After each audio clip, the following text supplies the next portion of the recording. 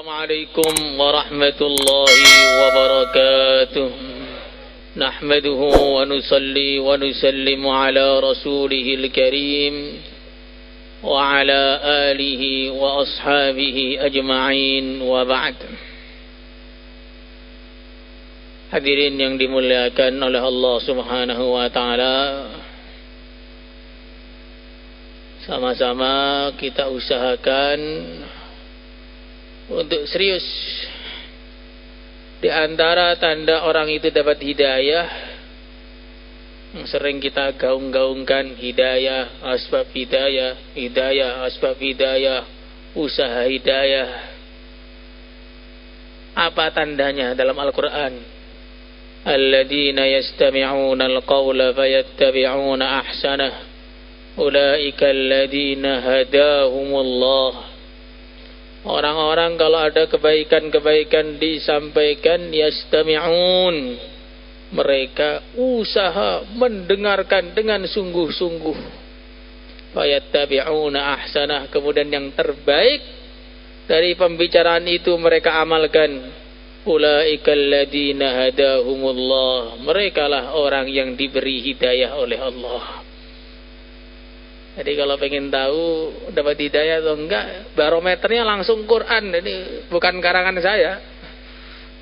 Kalau ngantuan ya agak jauh masihan. Apalagi suka mundur, lebih jauh lagi. Karena hakikatnya agama ini tidak butuh kita sama sekali. Kitalah yang butuh untuk mengamalkan agama ini, hadirin. Agama tidak butuh diamalkan oleh kita. Kalau kita tidak mengamalkannya, Allah akan kirim orang-orang lain untuk mengamalkannya.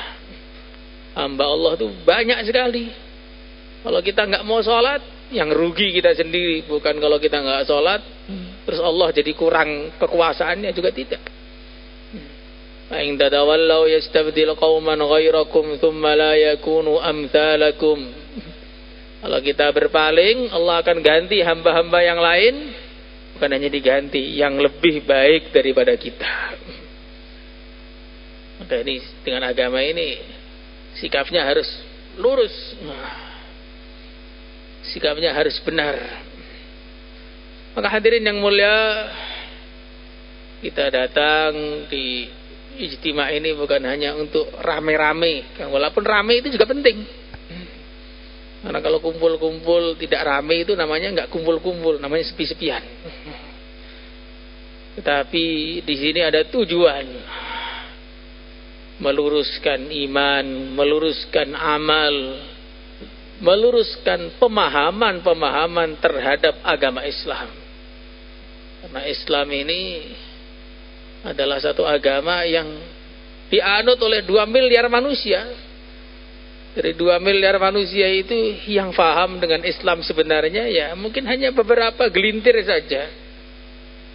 Maka kita harus usaha memahami Islam dari sumber-sumber yang otentik, Al-Quran, hadis, yang difahami oleh ulama-ulama yang dianggap lurus oleh seluruh manusia, yaitu Ahlus Sunnah wal Jamaah.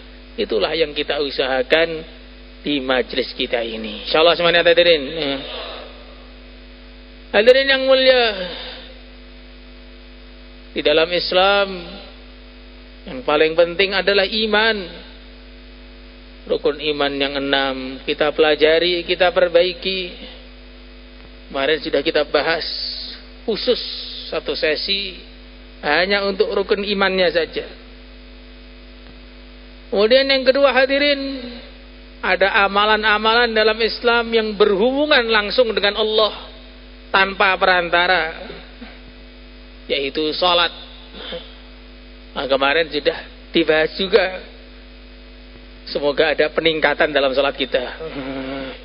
Maka mungkin yang baru datang bisa tanya apa yang disampaikan sehingga ada sharing. Kemudian dalam Islam ini hadirin yang mulia, Allah mengajari kepada umat Islam ini bagaimana caranya berhubungan dengan sesama manusia. Hadirin yang mulia, hubungan dengan sesama manusia diawali dengan muamalat, transaksi-transaksi yang terjadi dalam kehidupan kita ini, hadirin. Hadirin yang dimuliakan oleh Allah Subhanahu wa taala, kehalalan benda-benda yang masuk ke dalam tubuh kita, baik secara zatnya benda itu ataupun cara mendapatkan benda itu, ini adalah kunci orang itu bisa mengamalkan Islam. Karena Nabi mengatakan, kullu lahmin nabata min haramin fannaru awla bihi. Semua daging yang tumbuh dari perkara haram, baik zatnya haram, babi, anjing, bangkai, ataupun dari cara yang haram, korupsi, nyuri, atau utang gak dibayar, atau akad-akad yang gak jelas, fannaru aula bihi, neraka lebih layak untuk perkara itu. Artinya apa, hadirin? Artinya orang itu kalau makanannya tidak halal, sulit untuk jadi orang baik. Nanti itu meleset terus. Sehingga kata ulama, sebelum perbaiki hati, lebih dulu perbaiki nasi, perbaiki roti. Karena tenaga yang kita hasilkan dari makanan-makanan yang tidak haram, nanti jadi kepikiran yang haram. Dulu ada seorang ulama yang beliau ini terkenal kalau makan haram itu gak bisa masuk di mulutnya. Suatu hari dia diundang sama santrinya yang pekerjaannya itu kurang bersih. Ini panjang cerita ringkasnya begitu. Dimakan gak bisa masuk di mulut tuh, kemuter aja, gak bisa ditelan. Akhirnya muntahkan semua. Maka santri itu nyari yang lebih halal lagi, usaha ngundang syekhnya lagi. Maka syekhnya mengatakan, enggak, saya enggak mau diundang kamu lagi. Kenapa tidak mau, syekh? Gara-gara makanan kamu itu masuk di mulut saya jadi kepikiran ingin maksiat yang enggak pernah terpikir seumur hidup saya. Ini cuma di mulut, ini enggak masuk, cuma muter di mulut, enggak masuk, jadi kepikiran untuk bermaksiat. Lah kalau masuk bukan kepikiran, praktek. Kalau masuk nanti hari-harinya bermaksiat, hari-harinya jauh dari sifat taat. Orang itu, hadirin yang mulia, kalau makanannya haram, doa-doanya tidak dikabulkan oleh Allah. As'asa aghbara, dia sudah acak-acakan, kondisinya mengenaskan, ya Allah, fa anna yustajabu lahu wa mashrabuhu haram wa ma'kaluhu haram wa ghudhiya bi haram. Dia doa yang serius, doanya itu, tapi semua gak dikabulkan. Bagaimana bisa dikabulkan? Makanannya, pakaiannya, minumannya, semuanya dari perkara yang haram. Maka menjaga kehalalan transaksi-transaksi kita ini penting sekali. Untuk diri kita perlu kita halalkan, untuk istri kita perlu kita halalkan, untuk anak-anak kita perlu kita halalkan, sehingga akhirnya keluarga itu jadi keluarga yang barokah. Hadirin yang mulia, kalau kita memberi kepada mereka rizki yang tidak halal, mungkin bisa banyak, tetapi enggak barokah. Dimakan suaminya jadi ngantuan, dimakan istrinya suka ngomel. Ngomel saja mungkin tuh karena banyak yang haram yang masuk. Atau tiba-tiba kabur ke Korea. Oh, istri kok kabur ke Korea ini kenapa? Ternyata makanannya kurang bersih. Ke Korea 3 tahun pulang bawa anak. Tuh, ini bagaimana ini? La ilaha illallah. Diberikan anaknya nakal, susah diatur. Dibelikan mobil, tabrakan. Belikan motor, bannya gembos. Ini hanya contoh sedikit aja. Semrawut. Kalau perkara itu haram, jadi semrawut, hadirin yang mulia. Nggak mesti orang itu kalau dapat dari haram terus miskin, tidak, bisa jadi kaya. Apalagi kalau caranya korupsi lebih cepat lagi, 300 triliun 900 triliun ini kerja seumur hidup pun ya nggak dapat kayaknya kita ini. Tetapi tidak barokah di dunia, tidak barokah di akhirat, masuk neraka. Maka jangan diikuti kata-katanya orang-orang yang tidak bertanggung jawab. Haram aja sulit, apalagi halal. Oh, ini nggak benar 1000%. Yang benar bagaimana? Halal saja dihisab, apalagi haram. Halal saja itu ada hisabnya, hadirin, apalagi haram. Nggak pakai hisab langsung kobong menyala. Maka hadirin yang dimuliakan oleh Allah Subhanahu wa taala, kita luruskan transaksi-transaksi kita untuk memenuhi kehidupan kita ini, hadirin. Innallaha yuhibbul mu'min al-muhtarif. Allah mencintai orang iman yang mau kerja. Jadi orang iman yang mau kerja itu dicintai oleh Allah. Jadi agama ini bukan mengajak kita meninggalkan dunia. Karena nggak perlu diajak pun juga meninggal dunia sendiri nanti. Tapi agama ini mengajak bagaimana dunia kita bisa ditata sesuai dengan agama. Nah, dalam hadis Bukhari disebutkan, la ayyahtatiba ahadukum huzmatan ala dhahrih khairun min ayyas alan nas utiya am muni'ah atau kama jaa fil hadis. Kita ngambil kayu bakar, dikumpulkan, ditaruh di punggung ini karena nggak punya kendaraan, ngangkut di punggung ini.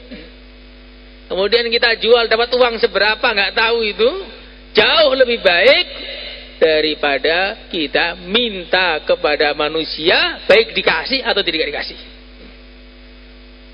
Nah, jadi pekerjaan yang paling hina, paling berat, paling nggak dapat duit, namanya nyari kayu bakar tuh.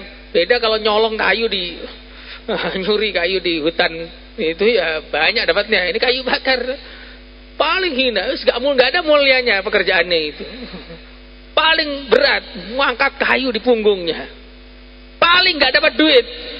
Itu lebih baik daripada kita minta kepada orang lain atau hidup di bawah belas kasih orang lain. Islam tidak mengajari orang itu harus kaya sekali, tidak. Tapi Islam mengajari setiap orang itu jangan hidup di bawah belas kasih orang lain. Hidup mandiri seadanya jauh lebih baik daripada hidup kaya raya tapi di bawah belas kasihan orang lain. Insyaallah semuanya hadirin.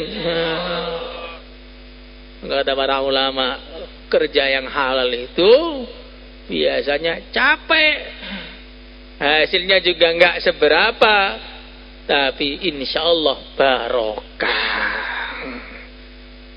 Nah, kita ini semua para bapak ini punya tanggung jawab, punya istri, punya anak. Maka bagaimana pekerjaannya harus yang paling halal, yang paling bersih. Jangan sampai bersentuhan dengan riba. La'anallahu akilar riba wa mukilahu wa katibahu wa syahidaihi. Orang yang makan riba dilaknat oleh Allah dan sama seperti mengumumkan perang dengan Allah. Maka orang itu kalau riba, hadirin yang mulia, matinya biasanya su'ul khotimah. Ada salah satu orang itu ahli riba begitu, rajin ke masjid, rajin sholat, rajin ke pengajian. Begitu mati wajahnya itu menghitam. Nah, kita harus jauhkan diri kita dari riba-riba itu, hadirin. Jauhkan diri kita dari transaksi-transaksi yang katanya ada bunganya. Itu bukan bunga, itu bunga api neraka. Orang ahli batil itu yang buruk-buruk itu malah dikasih nama yang baik-baik. Yang baik-baik dikasih nama buruk-buruk. Dan sekarang ini hadirin di Indonesia ini Allah sudah mudahkan.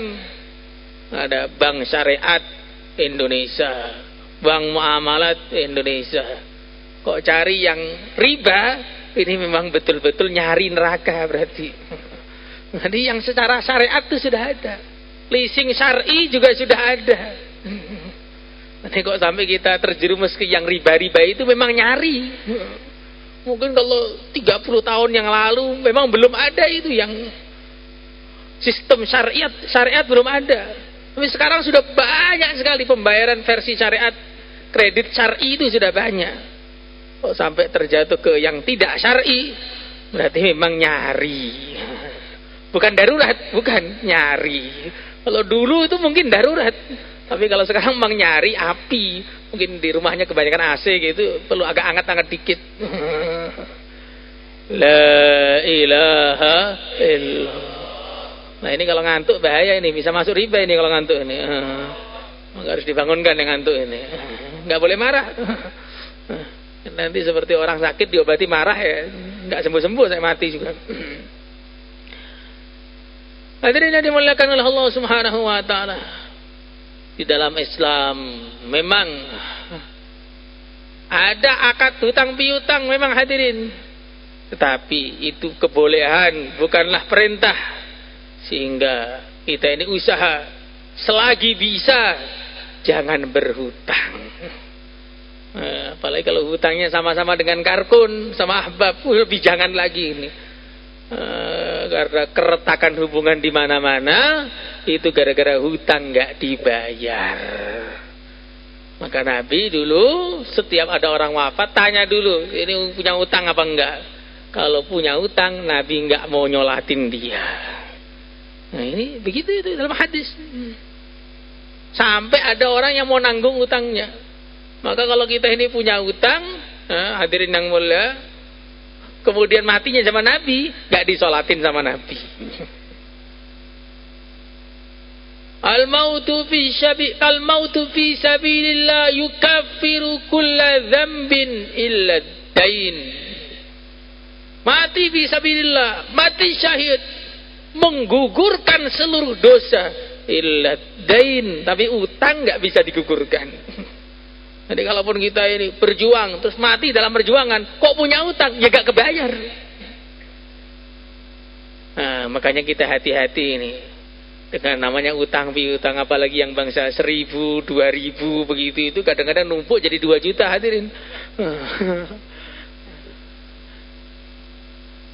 Maka jangan hutang piutang, kemudian kita jangan mengikuti transaksi-transaksi yang kelihatannya menjanjikan kekayaan dalam waktu yang singkat. Kalau memang kaya itu bisa dapat dalam waktu yang singkat, tentu seluruh Indonesia sudah kaya semua.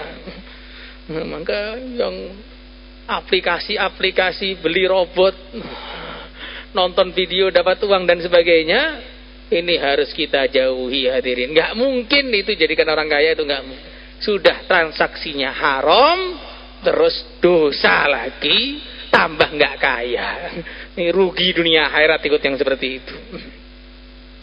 Enggak, sebenarnya kalau ngomong agak nggak enak, orang itu bukan tertipu sebenarnya dengan yang seperti itu, tapi terlalu tomak.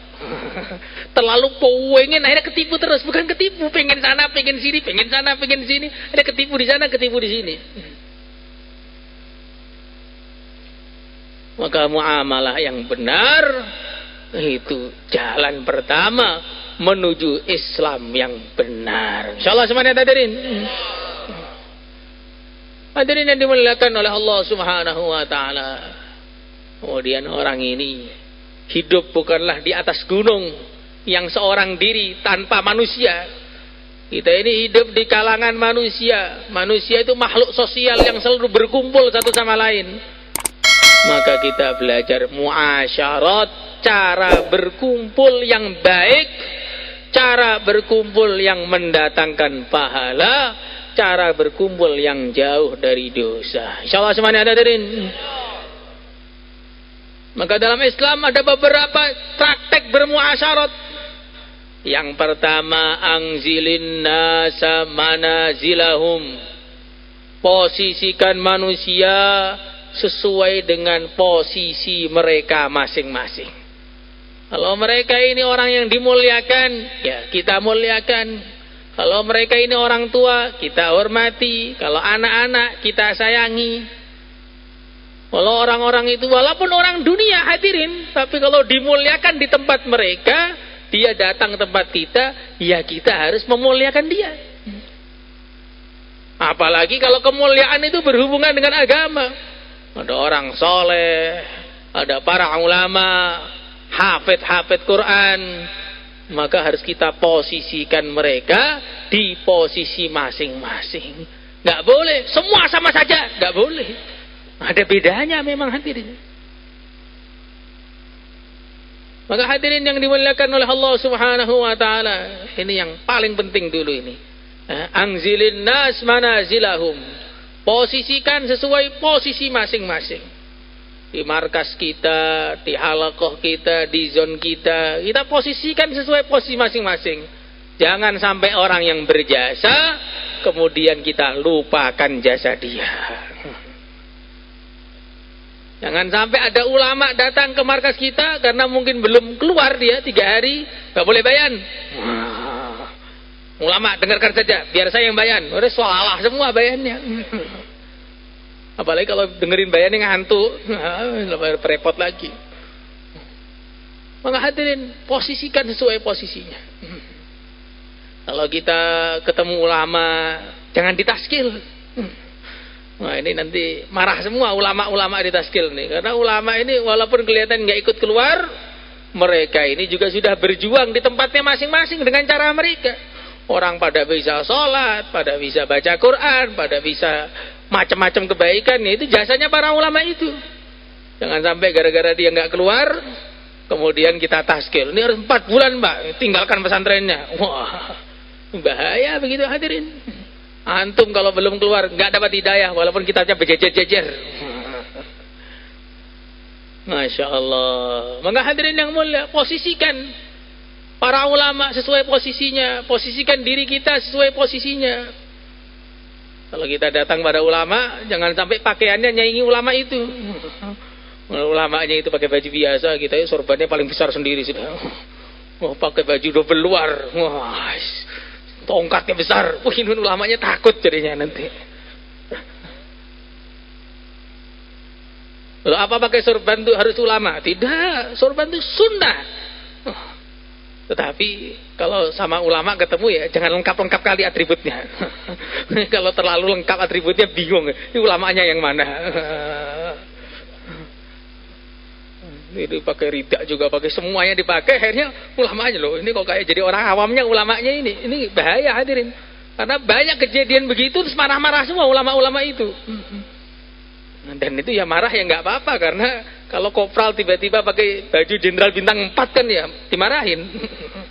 Coba kita ini bukan tentara terus batang ke Mabes TNI sana bawa bintang 5 kalau perlu jadi kayak Soeharto. Ya dipukulin, "Woi, kamu kok pakai baju begini kenapa?" Jadi kita pakai sorban. Nah, tetap itu bagian dari kesunahan. Tapi jangan terlalu kayak ulama sekali, nanti bahaya nanti. Ini agak nggak enak hadirin, tapi ya bagaimana lagi, itulah kenyataan. Kenyataan itu kadang-kadang pahit. La ilaha illallah. Angzilin nas manazilahum. Posisikan sesuai posisi masing-masing. Kemudian yang kedua, al-aqrab fal-aqrab. orang itu harus lebih menghargai orang yang dekat daripada orang yang jauh. Orang yang ada sekitar kita itu harus kita lebih hargai daripada orang yang ketemunya setahun sekali, 2 tahun sekali, mungkin ketemu hanya di jalan. Tapi itulah hadirin yang mulia, manusia itu sukanya menghormati yang jauh daripada yang dekat, mencintai yang jauh daripada yang dekat. Karena yang jauh itu tidak akan pernah menyakiti, tapi juga nggak pernah berjasa sama sekali. Tapi kalau orang dekat, dia banyak jasanya kepada kita, tapi karena setiap hari ketemu ya mungkin salah sana, salah sini, salah sana, salah sini. Akhirnya kita sering sebel kalau sama orang dekat itu. Padahal orang yang dekat itulah yang paling berjasa dalam kehidupan kita. Nah, ini orang yang di mahalah kita ya harus lebih kita hargai daripada di provinsi-provinsi. Makanya kita ini orang Masamba, tapi senangnya sama orang Makassar yang di halakonya sendiri nggak pernah dipikirkan. Umpamanya loh itu, ini contohnya, jangan marah ini kalau kita contoh. Kalau nggak disebut contohnya kan repot. Kita orang Temboro, tapi senangnya itu sama yang di Papua sana. Yang di Temboro dicuekkan semua. Itu istilahnya para ulama, ada setan namanya thamma khair. Di sana lebih baik, di sana lebih baik. Akhirnya yang sekitarnya itu nggak pernah disyukuri. Kebaikan yang dekat tidak diperhatikan, kebaikan-kebaikan dari orang jauh yang hanya tidak seberapa, itu malah dianggap sebagai besar. Mungkin ada cerita, ini cerita nyata. Ada orang sakit, habis sekian ratus juta, dibiayai oleh satu orang. Kemudian ada yang jenguk, tapi dia lebih bangga dengan yang jenguk daripada yang biayai. Ini saya dijenguk sama orang ini, Masya Allah, dia luar biasa perhatian sama saya. Padahal yang jenguk itu nggak bawa apa-apa, bahkan nghabiskan makanannya di situ, hadirin. Lah yang bayarin sekian ratus juta itu malah dimusuhi. Tapi itu biasa, memang dalam kehidupan banyak sekali orang yang seperti itu. Maka kita jangan sampai jadi yang seperti itu. Insya Allah semuanya hadirin.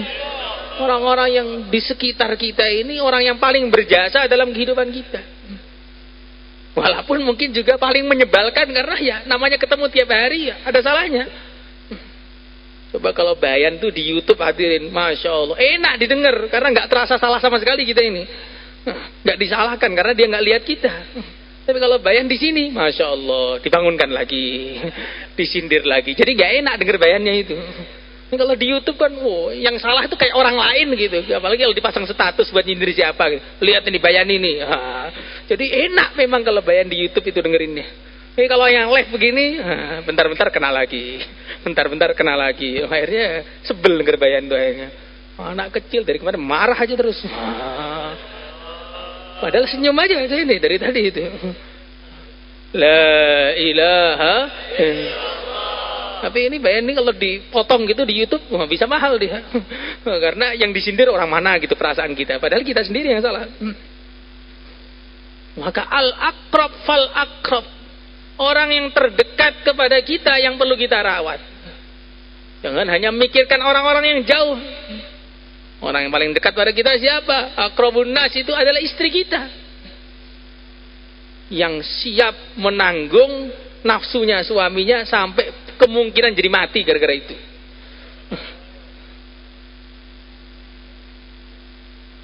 Yang enak suaminya, yang risiko mati istrinya. Melahirkan itu risiko mati hadirin.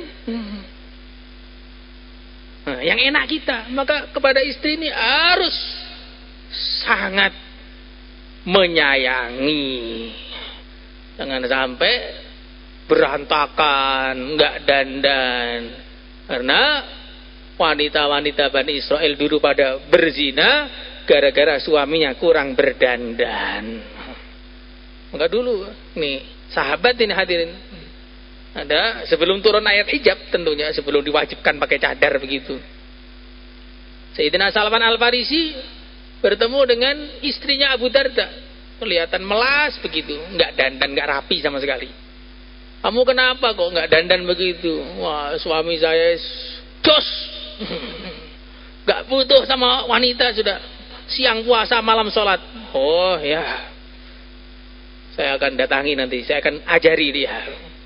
Enggak bertamu itu Salman Al-Farisi ke rumahnya Abu Darda. Enggak baru mulai tidur sebentar, bermalam tuh, tidur sebentar. Abu Darda itu mau bangun tahajud, dilarang. Jangan tidur dulu. Mau bangun lagi, jangan tidur dulu. Terus sampai menjelang subuh, nah baru boleh bangun. Beda dengan kita hadirin, kalau kita bangun Pak, tidur lagi. Ini sebenarnya agak nggak cocok dalam sebagian hal, tapi ya ini penting cerita ini hadirin. Sampai menjelang subuh baru dibangunkan, baru boleh bangun. Kemudian mau puasa ini Abu Darda ini, nggak boleh, harus makan. Ini juga nggak penting juga sebenarnya, kalau kita kan makan terus. Nggak boleh, harus makan.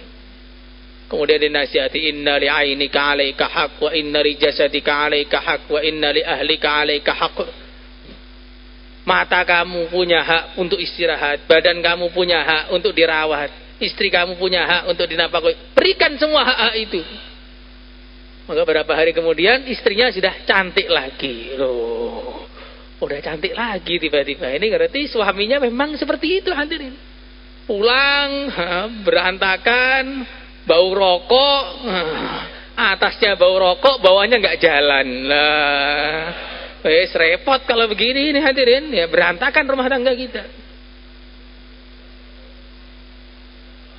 La ilaha illallah. Karena katanya itu kalau orang rokok, yang tegak tinggal rokoknya saja. Ini sesuai tulisan yang ada di rokok itu hadirin. Ini bukan karya saya, ini karya rokok itu sendiri. Hadirin yang dimuliakan oleh Allah Subhanahu wa taala. Kemudian aqrabun nas kepada kita adalah anak-anak kita hadirin. Maka jangan seperti saya mendengar itu ada target. Kita ini harus jadi dai. Kita pilih jadi dai atau jadi ayah. Masa ayah nggak boleh jadi dai, dai nggak boleh jadi ayah, ini bagaimana? Para nabi semua jadi ayah bagi putra putri mereka. Kok nggak boleh jadi dai atau jadi ayah? Ya jadi dai sekaligus jadi ayah gitu aja, kenapa kok nggak bisa dilepas?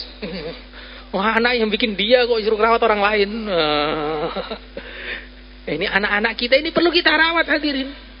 Nafkahnya kita penuhi, pendidikan agamanya kita pikirkan. Jangan sampai anak itu dibiarin saja, padahal anak itu menjadi tanggung jawab kita hadirin. Kemudian aqrabun nas kepada kita, siapa hati orang paling dekat kepada kita? Adalah orang-orang yang tinggal di rumah kita itu. Pembantu-pembantu kita, orang-orang yang jadi karyawan-karyawan kita. Itu harus kita pikirkan betul. Bagaimana dalam Islam budak saja itu dipikirkan, apalagi orang-orang merdeka yang kumpul bersama kita hadirin. Mereka sudah meluangkan waktunya untuk kita kerja di tempat kita, walaupun itu digaji memang, tetapi kita harus sopan kepada mereka. Falyut'imhu mimma ya'kul wal yulbishu mimma yalbas. Pembantu-pembantu suruh ngasih makanan yang sama dengan tuan rumahnya. Itu akhlaknya Islam begitu hadirin. Kalau kita hari itu ayam, pembantunya ya harus ayam, walaupun mungkin ayam suwir harus sama. Ya, itulah yang dipraktikkan hadirin oleh Nabi Sallallahu Alaihi Wasallam. Bahkan kalau bisa makannya bareng, kalau nggak bisa bareng, dia yang sudah masak, dia harus dapat bagian dari makanan yang dia masak itu hadirin. Jangan sampai tuan rumahnya pakaiannya itu mengkilap, sedangkan pembantunya itu ngepir. Jadi nggak ada setrika pun nggak ada di situ. Jadi kalau kita tuan rumahnya ada setrikanya, ya pembantunya ada setrikanya. Tuan rumahnya ada mesin cucinya, pembantunya ada mesin cucinya. Tuan rumahnya ada AC-nya, pembantunya ada AC-nya. Insyaallah semuanya hadirin. Ini namanya berakhlak. Oh, tuan rumahnya itu kayak hotel, pembantunya ditaruh di dalam gudang. Kan banyak sekali kejadian begitu hadirin. Kalau tuan rumahnya makan di restoran, budaknya, pembantunya ya di mobil saja nunggu. Nah, ini namanya tidak berakhlak. Insyaallah semuanya hadirin. Hadirin yang dimuliakan, ini orang-orang yang terdekat kepada kita ini harus lebih kita berakhlak kepada mereka melebihi yang lain. Yang lain kita juga berakhlak, tapi yang dekat-dekat ini jangan sampai terlupakan. Lah kalau kita ini sebagai pembantu di rumah orang, bagaimana hadirin? Ya kita harus lebih membantu tuan rumah itu daripada tuan rumah di tempat lain. Lah kita digaji mamanya sama Zaid, ini malah kerjanya pada Amr. Nah, kita ini dibantu di rumahnya A, malah kita tiap hari ini khidmat di rumahnya B. Lah ini berarti kurang ajar juga begini hadirin. Kalau sama tuan rumahnya cemberut, kalau ketemu orang lain tersenyum. Ada juga pembantu yang begitu juga ada. Nah ini juga nggak berakhlak juga.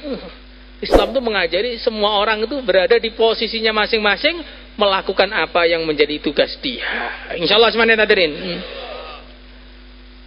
Muamalat yang benar, muasyarah yang benar. Muasyarah yang benar itu prakteknya saling memaafkan. Prakteknya melihat kelebihan bukan melihat kekurangan. Prakteknya saling sabar. Bukan menyabarkan diri, enggak, saling sabar. Kenapa saya bilang saling sabar? Karena orang lain itu juga sudah sabar melihat kita. Masya Allah. Makanya saya Bayan melihat orang ngantuk, saya harus sabar. Karena yang dengar Bayan juga sabar, dimarahin terus perasaannya. Nah ini namanya saling sabar kan enak. Tapi kalau kita sabar saja menghadapi dia, wah kayak kita ini nggak punya salah saja. Kayak kita ini sempurna sehingga orang lain harus menerima kita. Orang lain juga sudah sabar melihat bentuk kita kayak begini, ini udah sabar juga lihat. Makanya saling sabar melihat teman-teman kita. Insyaallah semuanya hadirin. Saling maafkan, melihat kelebihan, saling sabar, kemudian saling memberi bukan saling menuntut. Karena dalam Islam itu setiap hal itu ada dua posisi hadirin. Ada posisi anak, ada posisi bapak, ada posisi penjual, ada posisi pembeli, ada posisi pengajar, ada posisi pelajar, ada posisi atasan, ada posisi bawahan, dan semua itu ada aturannya semua.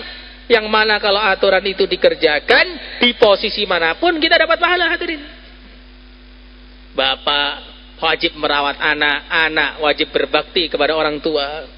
Pengajar wajib menyampaikan ilmu yang terbaik, sayang kepada pelajarnya, pelajar wajib hormat kepada pengajarnya. Orang yang membeli ya, wajib mudah dalam membeli, nggak nawar banyak-banyak. Orang yang menjual wajib baik dengan pembeli, tidak memberi harga yang terlalu tinggi atau menipu. Orang yang kaya wajib membantu yang miskin wajib tidak minta-minta. Kalau itu dipraktikkan maka semua berpahala. Tapi kalau saling menuntut, yang kaya dihafalkan hadis, orang miskin nggak boleh minta-minta. Yang miskin ngapalkan hadis, orang kaya harus sedekah. Ada dua-duanya nggak dapat pahala hadirin. Bapak bilang, anak harus hormat pada bapak. Anak bilang, bapak harus perawat anak. Akhirnya dua-duanya nggak berpahala. Yang menjual, kamu jangan nawar. Yang membeli, jangan mahal-mahal. Lah, nggak dapat pahala dua-duanya hadirin.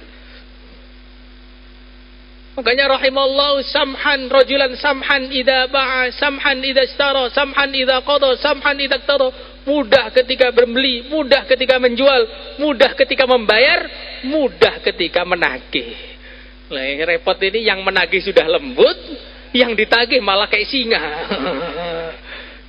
Harusnya bagaimana? Yang menagih lembut, yang ditagih belum ditagih sudah bayar. Lah ini berpahala dua-duanya. Jangan yang menagih sudah bawa pedang, yang ditagih pura-pura lupa. Nah, dalam Islam itu ada posisi-posisi begitu. Semua ada posisinya masing-masing. Lah itulah yang dituntut untuk kita mengamalkan agama dalam posisi kita. Orang lain bagaimana? Itu urusan dia dengan Allah. Insyaallah semuanya hadirin. Muamalat, muasyarat. Kemudian yang ketiga, akhlak. Akhlak itu adalah sifat hati. Akhlak itu sifat hati, bukan senyum. Senyum itu hasil dari akhlak. Orang harus tersenyum. Tersenyum itu masuk di muasyarah ini. Karena muka itu kalau tidak tersenyum juga nggak enak dilihat. Yang ganteng atau cantik kalau nggak senyum, pengen mual, muntah melihat dia itu. Apalagi sudah agak berantakan terus cemberut lagi. Lebih berbahaya lagi hadirin. Maka akhlak itu apa? Akhlak itu husnudzon kepada orang-orang Islam. Pokoknya kalau ngelihat orang Islam bertindak, kita yakini, kalau nggak jelas haram hadirin, kita yakini bahwa tindakan itu mesti ada dasarnya dia melakukan itu. Kecuali kalau berzina, mencuri, membunuh, nah ini beda lagi hadirin. Tapi kalau tindakan-tindakan yang kita nggak tahu ini, kita husnudzon saja. Apalagi kalau dia ini memang ahli agama, husnudzon pasti ada dalilnya seperti itu. Makanya minum berdiri. Orang yang nggak tahu, wah ini apa ini? Minum berdiri ini, bagaimana hukumnya ini? Padahal banyak sekali hadis yang menunjukkan itu yang nggak perlu disebut. Maka latihan husnudzon, lihat orang Islam itu husnudzon. Apalagi para ulama, apalagi orang-orang soleh, kalau mereka punya tindakan yang kita nggak paham, kita husnudzon. Insyaallah semuanya hadirin. Tapi kalau ngantuk ini di husnudzonnya apa nggak hadirin? Saya nggak ngantuk pak, cuma nunduk saja. Oh nggak boleh juga itu. Sayyidina Umar mengatakan, ittaqu mawaqi'at tuham, jauhkanlah diri kalian dari tempat-tempat yang menjadikan kalian disuudoni sama orang. Nah orang itu kalau nunduk, maka orang suudon, dia ngantuk. Jadi yang salah bukan yang suudon, yang salah adalah dia. Oh, ini diajarkan oleh Sayyidina Umar hadirin. Maka orang malam-malam tiba-tiba nyari-nyari tas, kalau ada yang marah, ya jangan salahkan. Ya, tengah-tengah malam kok lihat-lihat tas ini, ya dikira mencuri, walaupun mungkin nggak mencuri hadirin. Maka jauhkanlah tindakan-tindakan yang menjadikan orang lain suudzon. Nabi pun mengajarkan ketika beliau jalan bersama istri beliau, ada sahabat yang sedang ngobrol-ngobrol. Sahabatku, ini istri saya Sofia. Sahabat bukan suudzon pada Nabi, bukan. Ngajari kepada kita bahwa jangan sampai kita ini menjadikan diri kita disuudzoni sama orang lain. Sikap kita kepada orang lain selalu husnudzon, dan jangan menjadikan posisi kita ini jadi orang lain buruk sangka. Kalau sudah begini kan, kemungkinan besar tidur, walaupun mungkin khusyuk. Mungkin belakang sekali. La ilaha illallah. Husnudzon kepada orang Islam. Kemudian akhlak yang kedua, bagaimana selalu ikhlas dalam beramal. Akhlak yang ketiga itu qanaah. Apa yang diberikan oleh Allah kepada kita, kita terima. Kalau zuhud ini agak berat ini hadirin. Zuhud itu pangkatnya wali-wali, masalahnya ini zuhud ini. Kalau qanaah insya Allah bisa kita. Kalau zuhud ini wali yang katanya kalau belum zuhud, orang tidak akan dikatakan zuhud yang sempurna kalau belum pernah jumpa dengan Nabi Khidir. Nah kita ini kapan jumpanya dengan Nabi Khidir? Mungkin Khidir yang lain sering kita jumpa. Kalau Nabi Khidir kayaknya ya belum ada. Makanya wali-wali pun itu yang ketemu Nabi Khidir nggak banyak, karena zuhud itu tinggi sekali. Maka jangan sering merasa zuhud kita ini, merasa qanaah saja. Apa yang diberikan oleh Allah kita ridho. Insyaallah semuanya hadirin. Maka muamalat kita perbaiki, muasyarat kita perbaiki, akhlak kita perbaiki. Insyaallah semuanya hadirin. Maka Islam itu majmu'atul a'mal. Islam itu majmu'atul a'mal, majmu'atul huquq. Kumpulan dari amalan-amalan, kumpulan dari hak-hak yang ditunaikan, itulah namanya Islam. Islam itu bukan hanya sholat, Islam itu bukan hanya puasa, Islam bukan hanya tersenyum, Islam bukan hanya dakwah. Semua itu dipraktekkan untuk mencari ridho Allah. Itulah namanya Islam. Imannya diluruskan, ibadahnya lurus dan ditingkatkan, muamalah muasyarahnya diperbaiki. Terus seperti itu sampai mati, surga Firdaus sudah menanti. Insyaallah semuanya hadirin. Maka ini saja Islam itu lengkap. Kalau kita belum bisa mengamalkan salah satu dari amalan Islam, kita istighfar, jangan kita salahkan amalan itu. Nah, kadang-kadang orang itu kan begitu. Kalau nggak bisa amal itu dicaci. Orang kok wiritan saja, loh ya lebih bagus timbang maksiat saja kan. Orang kok dakwah saja, orang kok ngaji saja, ya nggak boleh begitu. Wah, kita ini kalau belum bisa itu, istighfar ya Allah, itu amalan Islam kok saya belum bisa ngerjakan. Jangan gara-gara kita nggak bisa mengamalkan itu, kita serang yang mengamalkan itu. Apa itu cuma gitu aja, nggak penting itu. Kadang-kadang saya pernah dengar ceramah itu, ngeri sekali ceramahnya ini. Masya Allah, dia bilang orang itu sodakoh itu belum membantu Islam. Sodakoh itu baru bantu orang Islam. Kalau pengen bantu Islam hanya dakwah caranya. Masya Allah. Padahal kalau habis bayan gitu nggak dikasih makan, bingung juga itu orang itu. Betul apa enggak hadirin? Lah ya begitu, jangan barbar gitu loh kalau ngomong, agak pelan dikit gitu. Lah kalau gitu ngomongnya enggak enak. Padahal sodakoh itu amalan besar. Sayyidina Utsman tuh jadi Sayyidina Utsman karena sodakohnya. Oh dibilang sodakoh itu baru bantu orang Islam, bukan bantu agama Islam. Lah agama Islam kalau nggak ada orang Islamnya siapa yang ngamalkan hadirin? Padahal setelah bayan makanannya paling banyak yang seperti itu. Dijemput, diantar, tiket gratis. Ini nggak menyinggung, nih cerita doang. Ini kan nggak nyebut siapa-siapa hadirin. Tapi ngomong begitu tuh nggak boleh hadirin. Ini orang lama semua di sini. Kalau nggak orang lama pasti belum datang. Kalau nggak orang baru tuh besok datangnya. Ini orang lama semua, jadi denger yang aneh-aneh ini nggak apa-apa, karena biasa ngomong aneh-aneh. Biar ngomong anehnya ini dikurangi sedikit hadirin.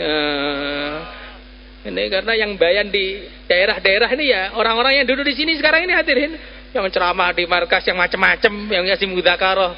Lah kalau mudzakarah sendiri tanpa ada yang ngasih tahu nanti kan ya jadi berantakan agama Islam ini hadirin. Ini ceramah agak lama sedikit. Saya ini nggak biasa ceramah lama biasanya 20-30 menit itu udah capek saya. Padahal saya ngaji hampir 10 tahun lebih. Nah ini ada orang yang nggak ngaji ceramah 2 jam sih, saya juga bingung dulu itu. Oh, lama betul nih, dari mana sumbernya ini? Saya alhamdulillah ngapalkan hadis kurang lebih ada 4.000-an kurang lebih. Itu aja ya, bingung kadang-kadang di mana yang mau dikeluarkan hadisnya. Ini yang nggak tahu kapan belajarnya 2 jam. Nabi mengatakan, mengatakan dari kapan nih mengatakannya ini? La ilaha illallah. Ini cerita hafal hadis ini bukan mau sombong gitu, enggak hadirin. Sebelum ngomong gitu juga sudah sombong duluan kayaknya tadi. Maksudnya itu bagaimana sudah belajar pun kadang-kadang bayan itu susah. Nah ini nggak belajar kok bayannya lama, ini kan perlu dikhawatirkan orang seperti ini. Nah, makanya kita duduk, ini setiap program ini kita usaha duduk hadirin. Sehingga nanti pulang itu membawa pemahaman, bukan pemahaman baru, pemahaman Islam yang kita lupakan. Kalau pemahaman baru ini jadi bid'ah nanti. Ini pemahaman Islam dari dulu ya begini. Nah, mungkin kita sebelumnya nggak tahu belajarnya dari mana, ini kurang begini. Semoga yang sedikit ini jadi manfaat untuk kita semua hadirin. Maka biar omongan ini jadi kenyataan, kita praktekkan untuk keluar fisabilillah. Silakan hadirin keluar.